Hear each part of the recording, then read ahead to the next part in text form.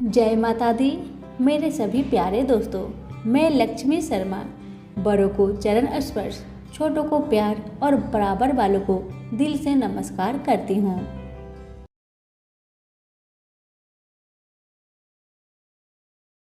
प्रेम से बोलिए हर हर महादेव, माता पार्वती की जय हो।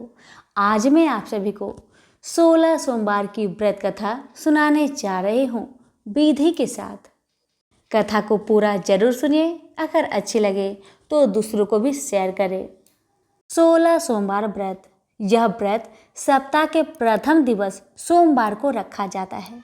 यह व्रत भगवान शिव जी के लिए रखा जाता है। विधि: 16 सोमवार के दिन भक्ति पूर्वक व्रत करें। आधा सेर गेहूं का आटा के 3 अंगा बनाकर घी, गुड़, दीप, नैवेद्य, पूंगी फल, बेलपत्र, जनेऊ का चूरा, चंदन, अक्षत, पुष्प आदि से प्रदोष काल में भगवान शिव का पूजन करें। 1 अंगा भगवान शिव को अर्पण करें। 2 अंगाओं को प्रसाद स्वरूप बांटे और स्वयं भी ग्रहण करें। 17वें सोमवार के दिन पाव भर गेहूं के आटे की बाटी बनाकर घी और गुड़ बनाकर चूरमा बनाए, भोग लगाकर उपस्थित लोगों में प्रसाद बांटे। अब सुनिए 16 सोमवार व्रत कथा की प्रथम अध्याय। पृथ्वी पर भ्रमण करने की इच्छा से भगवान शिव और पार्वती जी अमरावती नगर में पहुंचे। वन उपवन और सुंदर भवनों को देखकर भगवान शिव को अमरावती नगर बहुत अच्छा लगा। उन्होंने कुछ दिन उसी नगर में रहने के लिए कहा। पार्वती को भी अमरावती नगर बहुत अच्छा लगा था। उस नगर के राजा ने भगवान शिव का एक विशाल मंदिर बनवा रखा था। शिव और पार्वती उस मंदिर में रहने लगे। एक दिन पार्वती ने भगवान शिव से कहा, हे प्राणनाथ, आज मेरी चौसर खेलने की इच्छा हो रही है। पार्वती की इच्छा जानकर शिव पार्वती के साथ चौसर खेलने बैठ गए। खेल प्रारंभ होते ही उस मंदिर का पुजारी वहां आ गया। पार्वती ने पुजारी से पूछा, पुजारी जी, चौसर के खेल में हम दोनों में से किसकी विजय होगी? उस समय शिव और पार्वती परिवर्तित रूप में थे। पुजारी ने एक पल कुछ सोचा और झट से बोला, चौसर के खेल में त्रिलोकीनाथ की विजय होगी। यह कहकर पुजारी पूजा पाठ करने लग गया। कुछ देर बाद चौसर में शिव जी की पराजय हुई और पार्वती जी जीत गई। पार्वती ने ब्राह्मण पुजारी के मिथ्या वचन से रुष्ट होकर उसे कोढ़ी हो जाने का श्राप दे दिया। उसके बाद शिव और पार्वती उस मंदिर से कैलाश पर्वत लौट गए। पार्वती के श्राप से कुछ ही देर में ब्राह्मण पुजारी का सारा शरीर कोढ़ से भर गया। नगर के स्त्री पुरुष उस पुजारी की परछाई से भी दूर दूर रहने लगे। कुछ लोगों ने राजा से पुजारी के कोढ़ी हो जाने की शिकायत की तो राजा ने किसी पाप के कारण पुजारी की कोढ़ी हो जाने का विचार कर उसे मंदिर से निकलवा दिया। उसकी जगह दूसरे ब्राह्मण को पुजारी बना दिया। कोढ़ी पुजारी मंदिर के बाहर बैठकर भिक्षा मांगने लगा। कई दिन बाद स्वर्गलोक की कुछ अप्सराएं उस मंदिर में भगवान शिव की पूजा करने आई। कोढ़ी पुजारी पर उनको बहुत दया आई। उन्होंने पुजारी से उस भयंकर कोढ़ के बारे में पूछा। पुजारी ने उन्हें भगवान शिव और माता पार्वती के चौसर खेलने और पार्वती जी के श्राप देने की सारी कहानी सुनाई। श्राप की कहानी सुनकर अप्सराएं ने पुजारी से कहा कि तुम 16 सोमवार का व्रत विधिवत करो। तुम्हारे सभी कष्ट, रोग, विकार शीघ्र नष्ट हो जाएंगे।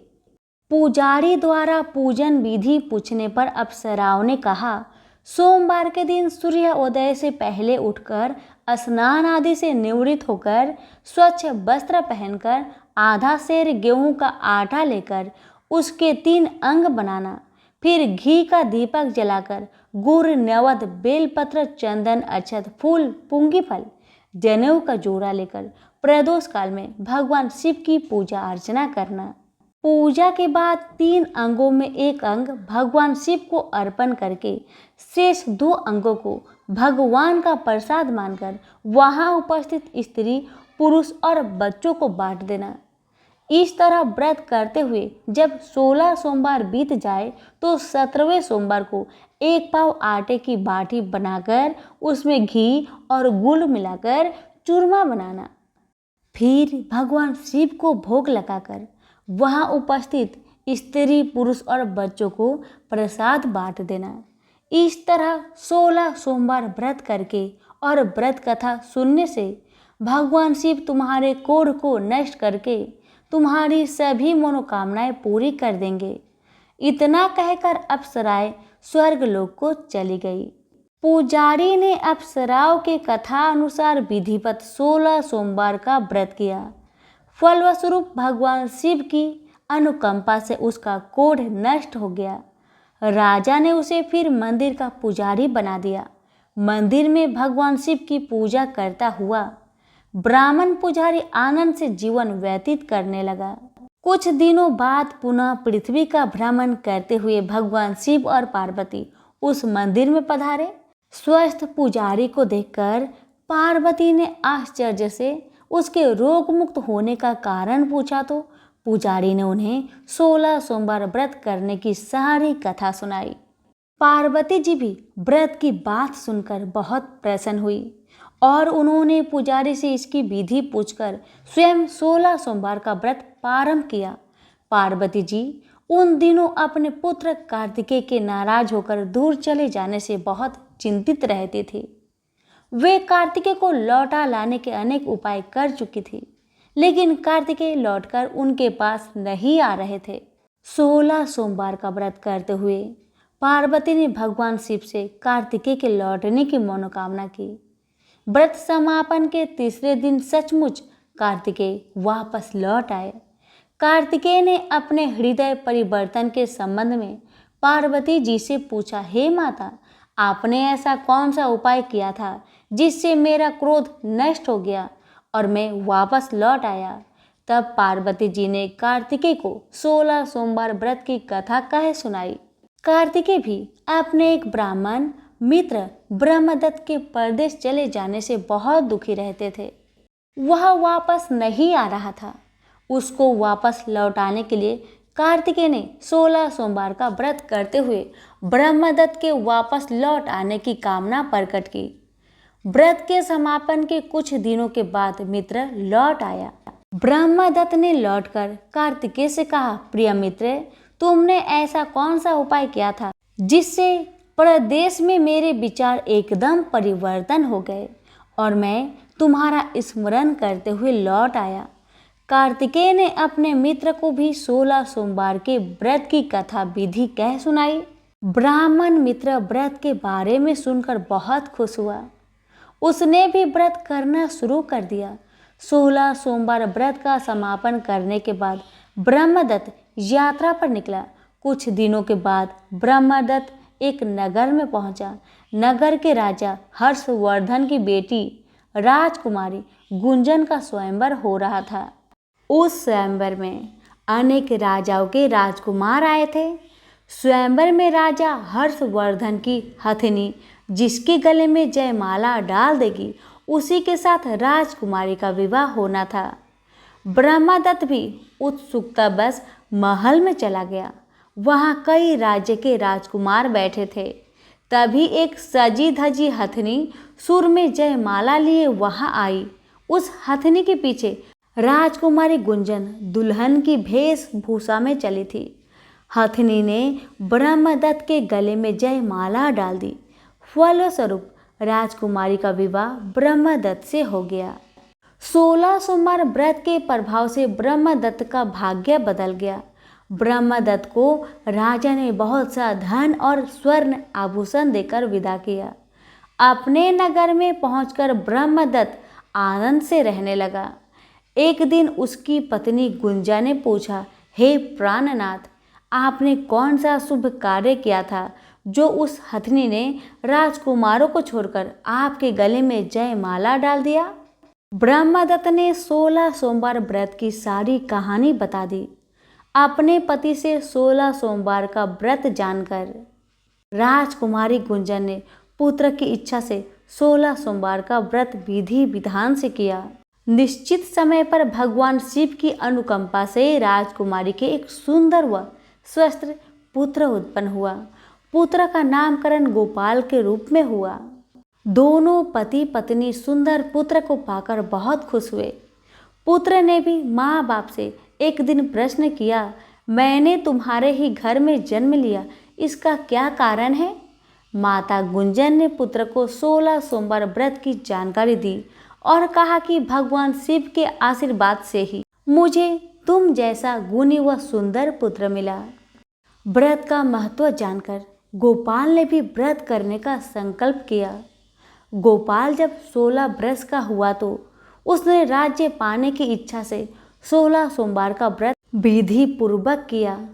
व्रत समापन के बाद गोपाल घूमने के लिए समीप के नगर में गया।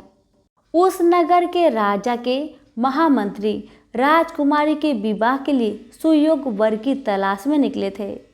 राजा ने गोपाल को देखा तो बहुत प्रसन्न हुआ। फिर गोपाल से उसके माता पिता के संबंध में बातें करके उसे अपने साथ महल में ले गए। वृद्ध राजा ने गोपाल को पसंद किया और बहुत ही धूमधाम से राजकुमारी का विवाह उसके साथ कर दिया। 16 सोमवार के व्रत करने से गोपाल महल में पहुंचकर आनंद से रहने लगा। 2 वर्ष बाद राजा का निधन हो गया तो गोपाल को उस नगर का राजा बना दिया गया। इस तरह 16 सोमवार व्रत करने से गोपाल की राज्य पाने की इच्छा पूर्ण हो गई। राजा बनने के बाद भी गोपाल विधिवत 16 सोमवार का व्रत करता रहा।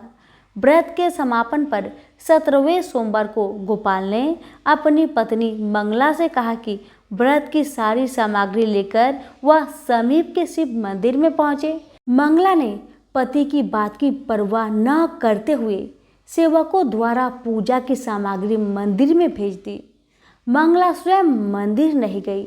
जब गोपाल ने भगवान शिव की पूजा पूरी की तो आकाशवाणी हुई, हे राजन, तेरी रानी मंगला ने 16 सोमवार व्रत का अनादर किया है, सो रानी को महल से निकाल दे, नहीं तो तेरा सब वैभव नष्ट हो जाएगा, तू निर्धन हो जाएगा। आकाशवाणी सुनकर गोपाल बुरी तरह चौंक पड़ा।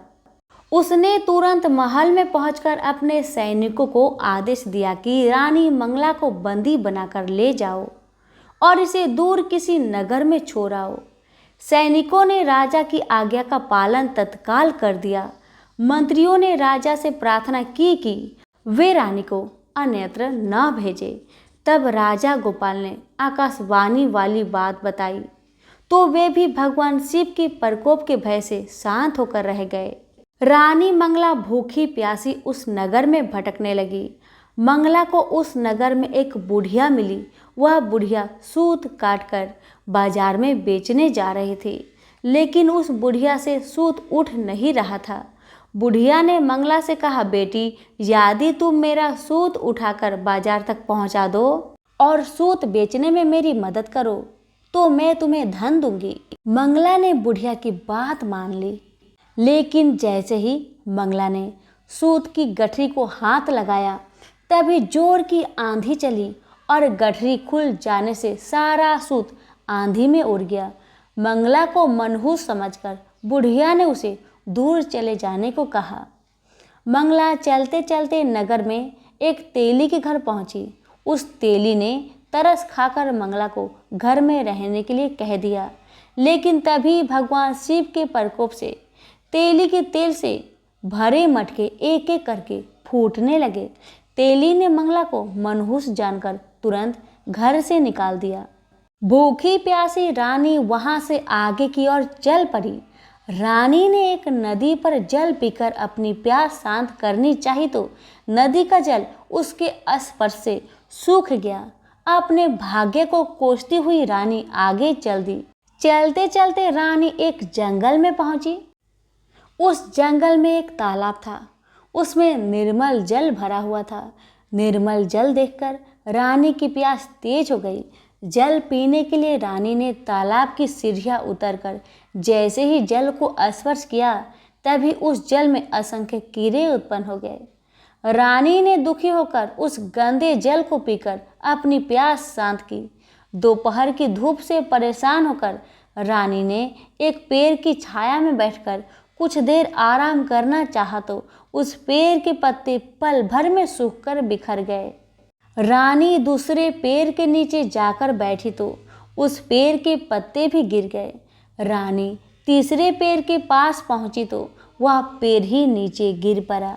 पेड़ों के विनाश को देखकर वहां पर गायों को चराने वाले ग्वाले बहुत हैरान हुए।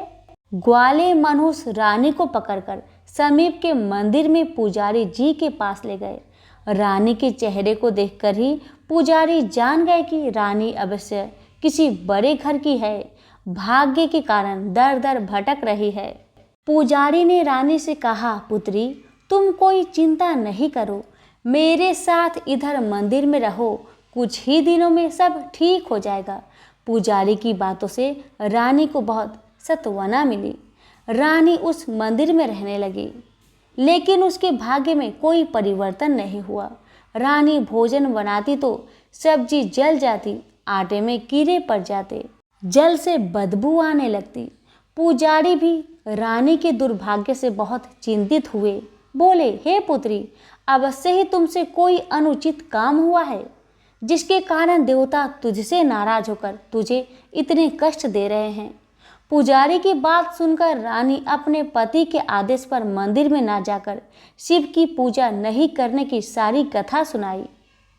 पुजारी ने कहा, अब तुम कोई चिंता नहीं करो, कल सोमवार है और कल से तुम 16 सोमवार का व्रत करना शुरू कर दो। भगवान शिव अवश्य तुम्हारी दोषों को क्षमा करके तुम्हारे भाग्य को बदल देंगे। पुजारी की बात मानकर रानी ने 16 सोमवार के व्रत प्रारंभ कर दिए। सोमवार को व्रत करके विधिवत शिव की पूजा अर्चना करके रानी व्रत कथा सुनने लगी। जब रानी ने 17वें सोमवार को विधिवत व्रत का समापन किया तो उधर उसके पति राजा गोपाल के मन में रानी की याद आई। गोपाल ने तुरंत अपने सैनिकों को रानी मंगला को ढूंढकर लाने के लिए भेजा। रानी को ढूंढते हुए सैनिक मंदिर में पहुंचे और रानी से लौटकर चलने के लिए कहा। पुजारी ने सैनिकों से मना कर दिया और सैनिक निराश होकर लौट गए। उन्होंने लौटकर राजा को सारी बातें बताई। तब राजा गोपाल स्वयं उस मंदिर में पुजारी के पास पहुंचे और रानी को महल से निकाल देने के कारण पुजारी जी से क्षमा मांगी। पुजारी ने राजा से कहा, यह सब भगवान शिव के प्रकोप के कारण हुआ है, इसलिए रानी अब कभी भगवान शिव की पूजा की अवहेलना नहीं करेगी। पुजारी जी ने समझाकर रानी मंगला को विदा किया। राजा गोपाल के साथ रानी मंगला महल में पहुंची। महल में बहुत खुशियां मनाई गई, पूरे नगर को सजाया गया। लोगों ने उस रात दिवाली की तरह घरों में दीपक जलाकर रोशनी की। ब्राह्मणों ने वेद मंत्रों से रानी मंगला का स्वागत किया। राजा ने ब्राह्मणों को अन्न, वस्त्र और धन का दान दिया। नगर में निर्धनों को वस्त्र बांटे गए। रानी मंगला 16 सोमवार का व्रत करते हुए महल में आनंद पूर्वक रहने लगी।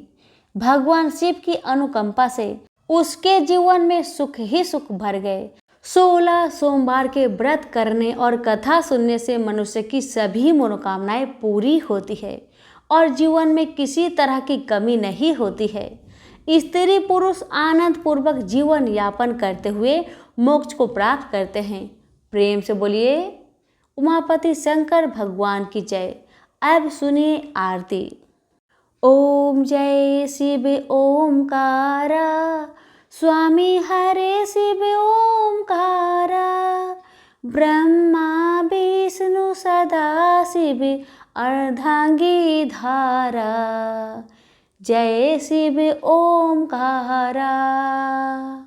एकानन चतुरानन पंचानन राजे, स्वामी पंचानन राजे, हंसासन गरुरासन वृषभाहन साजे, जय शिव ओमकारा।